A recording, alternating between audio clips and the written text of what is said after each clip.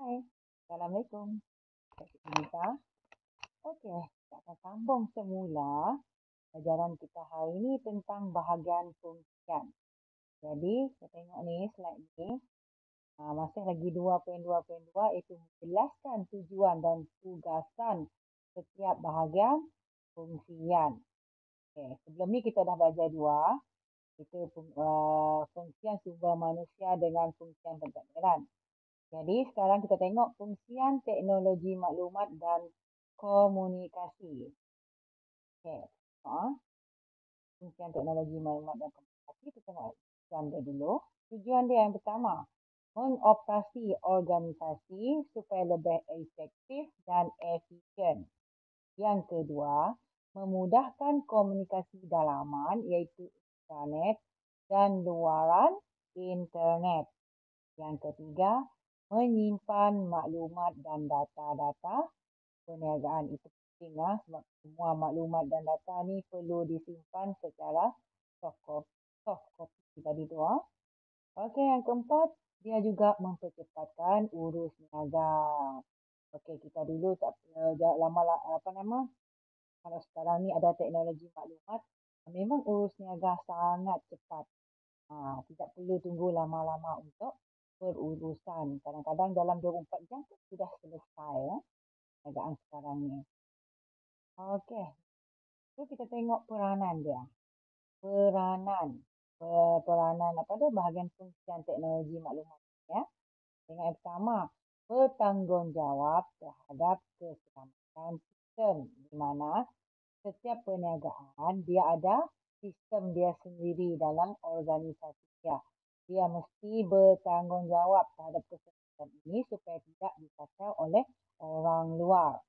Yang kedua, memastikan hanya pengguna yang dibenarkan sahaja boleh mengakses sistem ini. Orang yang dibenarkan saja, tak boleh orang sembarangan. Orang luar pun tidak boleh. Okey, yang ketiga, membantu pekerja menyelesaikan masalah perisian baru. Okey, contohnya pekerja ni tak pandai nak guna perisian baru. Okey, mereka perlu selesaikan masalah tersebut yang bahagian teknologi maklumat ni. Yang keempat, syorkan sistem atau perisian terkini, di mana semakin hari perisian terkini semakin melambat-lambat di pasaran dan semakin terkini juga cara dia. Okey, yang seterusnya, membantu pengguna menghadapi masalah komputer. Kalaukan ada yang tak pandai sangat nak guna komputer, jadi mereka inilah yang akan membantu. Okey, nah kita tengok yang keempat, bahagian fungsian penyelidikan dan R&D.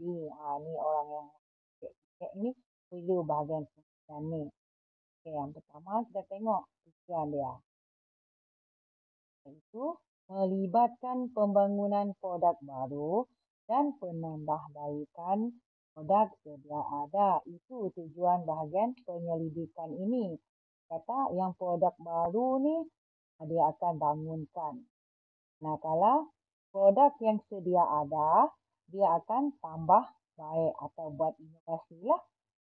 Tujuan dia?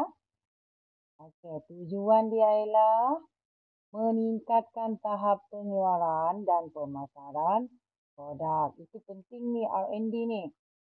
Sebab tanpa R&D, maka perniagaan kita ini akan berada di takuk yang lama sahaja. Okey, jadi dengan adanya R&D ni, perniagaan kita juga akan berkembang mengikut peredaran zaman.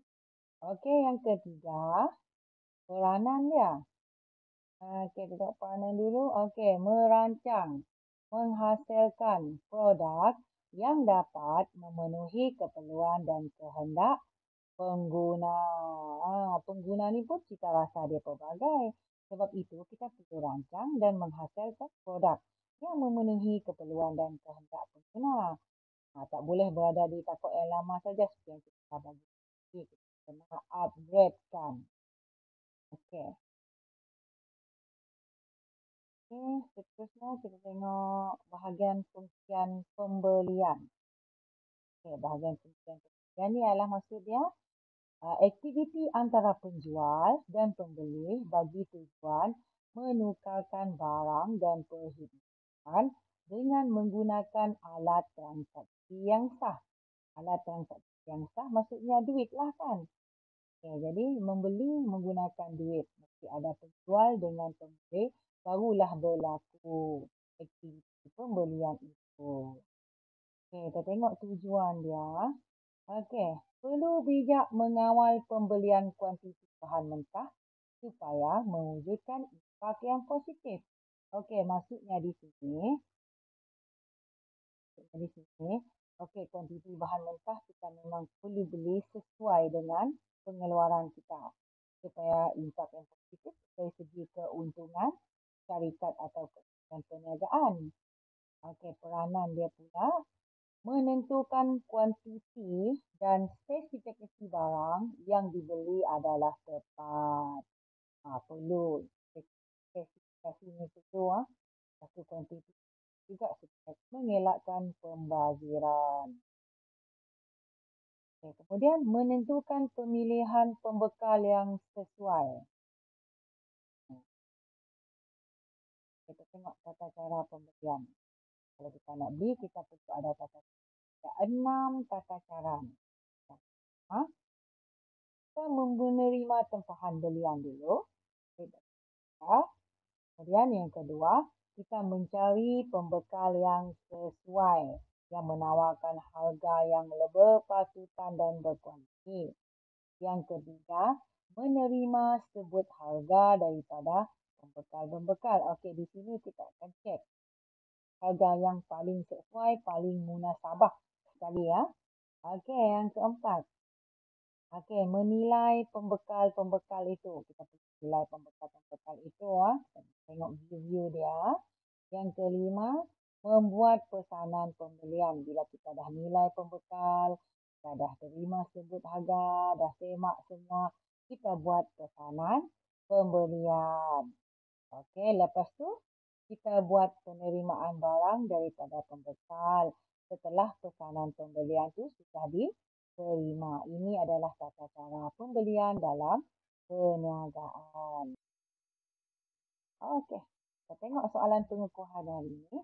Satu soalan je hari ini. Kita baca sama.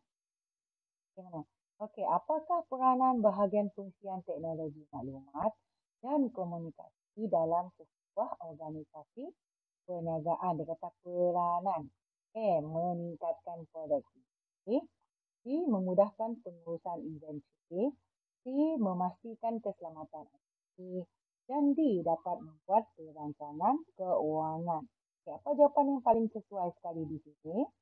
Okey, jawapan yang paling sesuai adalah C. Memastikan keselamatan ICT.